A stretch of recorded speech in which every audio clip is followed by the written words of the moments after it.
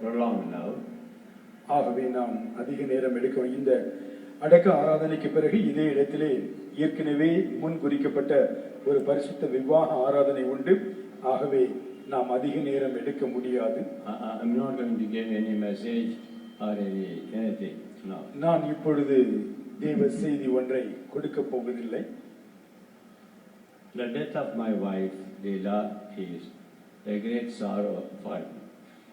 என்னுடைய மனைவி லீலாவினுடைய மரணம் என் உள்ளத்தில் பெரிய துக்கத்தை ஏற்படுத்தி இருக்கிறது. For about 51 and a half years we lived as a family. 51 ஆண்டுகள் நாங்கள் குடும்பமாக வாழ்ந்தோம். The beginning of our family life is really a very tough one. நாங்கள் குடும்ப வாழ்க்கையை ஆரம்பித்த காலகட்டம் ஒரு மிக கடுமையான சூழ்நிலையின் வழியே சென்றது. As it is said already, ஏற்கனவே மற்றவர்கள் அதை குறித்து சொன்னார்கள். we have got only one room to live. எங்களுக்கு இருந்ததெல்லாம் ஒரே ஒரு அறை மட்டுமே. That is our bedroom. அதுதான் எங்கள் படுக்கை அறை. That is our prayer room. அதுதான் எங்கள் ஜெப அறை. That is our kitchen. அதுதான் எங்கள் சமையல் அறை. At some time it also became a toilet for us.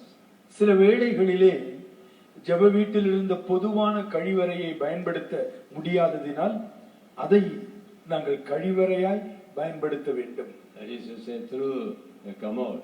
ஒரு கம்மோடை பயன்படுத்தி நாங்கள் அதையே கழிவறையாகவும் பயன்படுத்திக் கொள்ள வேண்டும். And that is our visitors room. யாராயிலும் ஒருவர் வந்தால் அந்த அறையில் தான் அவர்களை வரவேற்க வேண்டும். That is my meditation room before going to preach the word. நான் ஆண்டவருடைய வார்த்தையை கொடுப்பதற்கு முன்பு வேத வசனத்தை தியானிக்கின்ற தியான அறையும் அதுதான். I should say that my wife is God given gift to me.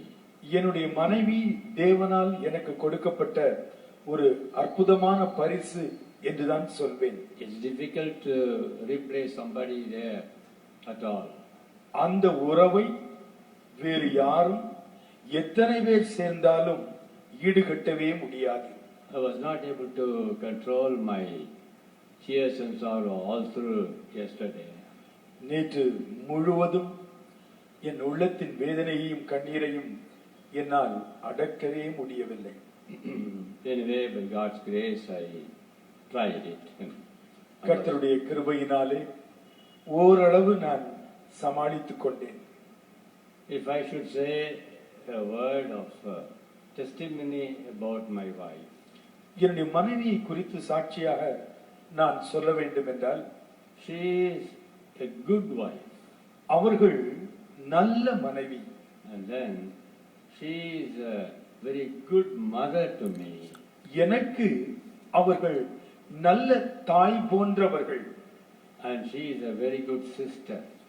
அவர்கள் ஒரு நல்ல சகோதரி போன்றவர்கள். She is a combination of these three personalities.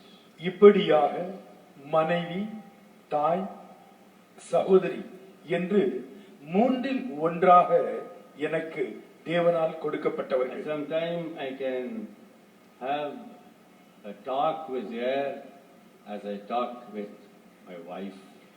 என்னுடைய மனைவியிடத்தில் பேசுகிறோம் என்ற உணர்வோடு சில வேளைகளில் நான் அவர்களோடு பேச முடியும். Sometimes I used to talk as if she is a mother to me. அவர்கள் எனக்கு ஒரு தாய் போன்ற ஸ்தானத்தில் வைத்து சில காரியங்களை அவர்களிடத்தில் பேசுவேன். Similarly, she was a sister also. சில வேளைகளிலே அவர்கள் எனக்கு ஒரு சகோதரி போல இருந்தார்கள். As Pastor Thomas Raj said now, pastor Thomas Raj அவர்கள் இப்பொழுது சொன்னது போல, if you carefully read Abraham's life, ஆபிரகாமின் வாழ்க்கையை கவனமாக பார்ப்பீர்கள் என்றால், you find Abraham said to his சாராளை நோக்கி சொன்னது என்று எழுதப்பட்டிருக்கும். said to his wife, தன்னுடைய மனைவியினிடத்தில் சொன்னான். And there's a context where he said, my sister. ஒரு சரித்திர சம்பவத்தை பார்க்கும் பொழுது ஆபிரகாம் சாராளை தன் சகோதரி என்று கூட அறிமுகப்படுத்தினான். And the Lord gave Sarah instead of Sarai, which means mother.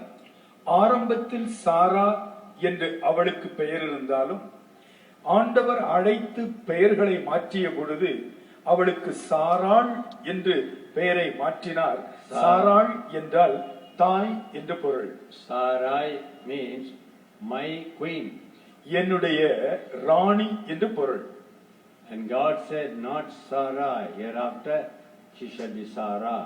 Sarai என் ராணி என்றல்ல, சாராள் என் தாய் என்று ஆண்டவர் மாற்றினார். It means she is the queen for all.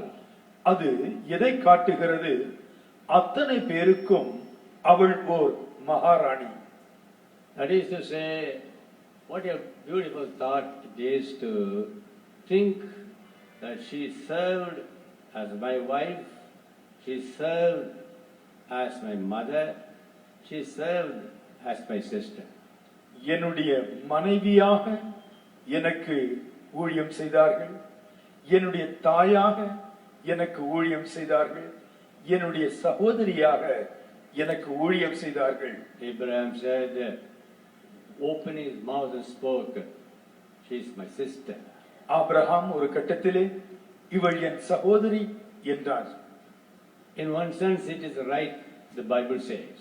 வேதாகமத்திலே ஒரு கோணத்தில் பார்க்கும் பொழுது ஆபிரகாம் தன் மனைவியை சகோதரி என்று அறிமுகப்படுத்தியது சரி என்றுதான் தோன்றுகிறது. He was able to even argue with the king who wanted to defile her. ராஜா சாராள் திருமணமாகாதவள் என்று நினைத்து அவளை தன்னிடத்தில் அழைக்க விரும்பிய பொழுது ஆபிரகாம் அவள் என்னுடைய சகோதரி என்று ஆபிரகாம் சொன்னார். But when he was questioned, Abraham was questioned, he was able to prove that she was also in one way a sister. சகோதரி என்று சொல்லிவிட்டாயே என்று ராஜா ஆபிரகாமை கேள்வி கேட்ட பொழுது ஆபிரகாம் தன்னுடைய தூரத்து உறையும் முறையை மேற்கோள் காட்டி ஒரு விதத்தில் அவள் எனக்கு சகோதரி தான் என்றாள். She was the daughter to her father, but she was not the daughter to himself. ஆபிரகாமினுடைய தகப்பனுக்கு மகள், ஆபிரகாமின் தாய்க்கு பிறந்த மகள் அல்ல. So all the explanation given by Abraham is something incomprehensible to me. Abraham சொன்ன வார்த்தைகளை நினைத்து பார்க்கும் பொழுது அதை பார்த்து நான் ஆச்சரியப்பட்டேன். I say this because my wife Leela was a combination of all these three personalities. என்னுடைய மனைவி லீலா இந்த மூன்று தன்மைகளையும் தன்னிடத்தில் கொண்டவர்களாய் இருந்தார்கள். God said to Abraham, Adam, I'll give you helpmate. ஆதாமை பார்த்து தேவாதி தேவன் சொன்னார், நான் உனக்கு ஏற்ற துணையை தருவேன். The wife is really a helpmate. மனைவி என்பது ஒரு ஏற்ற துணை. When I go with her, I am really joyful, happy, because I am taking a great help with me. என் மனைவியோடு நான் போகும் பொழுது மிகுந்த சந்தோஷம் அடைவேன். ஏனென்றால் எனக்கு ஒரு பெரிய துணை அவர்கள். It really is, taken away from me, breaking my heart. ஒரு ஏற்ற துணை, ஒரு பெரிய உதவி இப்பொழுது எனக்கு இல்லையே என்று நினைக்கும் பொழுது என் உள்ளம் துக்கப்படுகிறது. The Lord only should fill up this vacancy. கர்த்தர் மட்டுமே இந்த வெற்றிடத்தை நான் உணராதபடி என்னோடு கூட இருக்க வேண்டும். God will do it, I believe. நான் விசுவாசிக்கிறேன் கர்த்தர் இதை செய்வார். And how many times she used to show her motherly love in our daily walk of life, God only knows.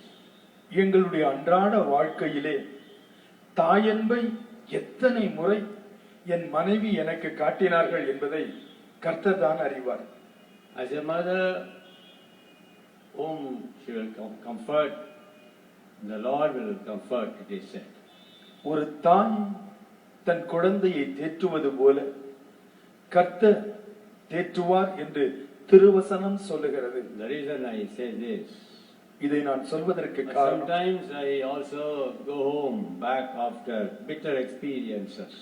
சில வேளைகளிலே ஊழியத்திலே கடினமான கசப்பான அனுபவங்களோடு வீட்டுக்கு திரும்புவேன். But like a mother, it is then she used to console me, comfort me. அப்படிப்பட்ட வேளைகளிலே ஒரு தாய் போல என் மனைவி என்னை தேற்றுவார்கள். You don't worry about it, we will pray. அதை குறித்து கவலைப்படாதீங்க, நம்ம ஜெபம் பண்ணுவோம், எல்லாம் சரியாயிடும். Our Lord will not forsake us. ஆண்டவர் நம்மை கைவிட மாட்டார். That was a great tonic to me, really a B12 injection. அவர்கள் அந்த வார்த்தையை சொல்லும் பொழுது எனக்கு சத்து மிகுந்த வைட்டமின் மாத்திரைகளை சாப்பிட்டதை போல ஒரு பலம் ஊட்டும் ஒரு ஊசி போட்டது போல எனக்கு இருக்கும். So she was a great source of strength and encouragement to me. எனக்கு அவர்கள் மிகப்பெரிய பலமாக உற்சாகமாக இருந்தார்கள். Having lost her earthly, it is irreplaceable, but happy I am that she had gone to be with the Lord. பூமியிலே இந்த உறவு நின்று விட்டபடியினால் எனக்கு ஒரு விதத்தில் துக்கம்தான், ஆனால் அவர்கள் பரலோகம் சென்றிருக்கிறார்கள், அதை நினைத்து ஆறுதல் அடைகிறேன். So I humbly, lovingly beseech you to pray for me in your personal prayers. உங்களுடைய தனி ஜெபங்களிலே தயவு செய்து எனக்காக பிரார்த்தனை செய்யுங்கள் என்று அன்போடு தாழ்மையோடு வேண்டிக் கொள்கிறேன். She was a sister to me in the sense all the domestic works are well carried on by her. அவர்கள் எனக்கு ஒரு சகோதரி போல இருந்தார்கள் என்று சொல்லுவேன். ஏனென்றால் வீட்டு வேலைகள் எல்லாவற்றையும் சீராக சிறப்பாக செய்வார்கள். There cannot be a better comparison to explain sisters than Mary and Martha. மரியாளையும் மார்த்தாளையும் நல்ல சகோதரிகள் என்று சொல்வதற்கு நாம் உதாரணமாக எடுக்கலாம். Mary was sitting at the feet of Jesus. மரியாள் இயேசுவின் திருப்பாதத்தில் அமர்ந்திருந்தாள். And Martha was busy in the kitchen. மார்த்தாளோ சமையலறையில் வேலை செய்து கொண்டிருந்தாள். Most of us will say definitely Mary was better than Martha. நம்மில் அநேகர் நிச்சயமாய் சொல்லுவோம், மார்த்தாளை காட்டிலும் மரியாள் சிறந்தவள், நல்ல பங்கை தேடினாள். But if there was no Martha for us, all our stomach will be empty. ஒருவேளை நமக்கு அருகிலே மார்த்தாள் என்று யாருமே இல்லாவிட்டால் திருப்பாதத்தில் தங்கி திரும்பும் பொழுது பசியோடு காய வேண்டியதுதான். My wife is a combination there also, Mary and Martha. என்னுடைய மனைவி மரியாளும் மார்த்தாளும் கொண்டிருந்த நற்குணங்களை தன்னகத்தை கொண்டிருந்தவர்கள். She used to cook nice food. அருமையான உணவை தயார் செய்வார்கள். I am saying, I'm not honestly telling. உண்மையை சொல்லுகிறேன்.